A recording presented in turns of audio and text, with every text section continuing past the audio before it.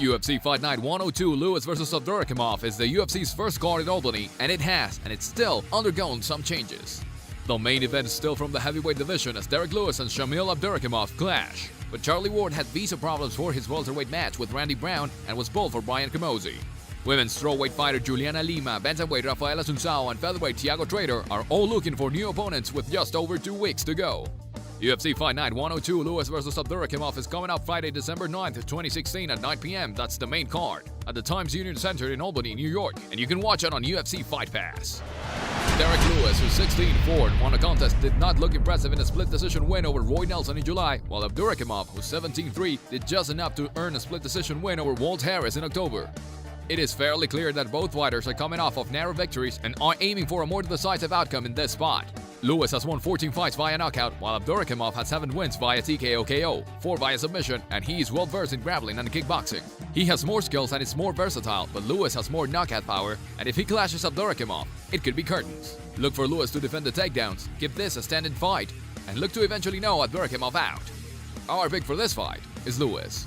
For the heavyweight bout, Ngannou, who's 8-1, scored a TKO win over Bojan Mihalovic in July, his 4th straight win via TKO KO, while Hamilton, who's 15-5, knocked out Damian Gorowski in July.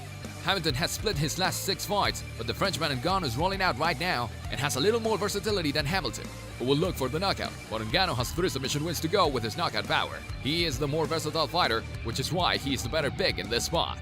Our pick for this fight is Ngannou. For the light heavyweight bout, Cummins was 8-4, has lost 3 of his last 4, all by TKO KO, after he was stopped by Antonio Rogueiro Nogueira in May.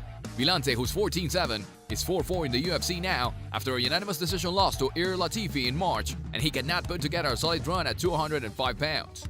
There is a good chance that this ends by knockout, as all 4 of Cummins' losses have gone via TKO KO, and Villante has lost that way 3 times. Our pick for this fight is Villante. For another light heavyweight bout, Anderson has 8-2, lost a top split decision to Mauricio Shogun Rua in May, while O'Connell, who's 17-8, has lost 2 in a row after falling to Steve Boss in June.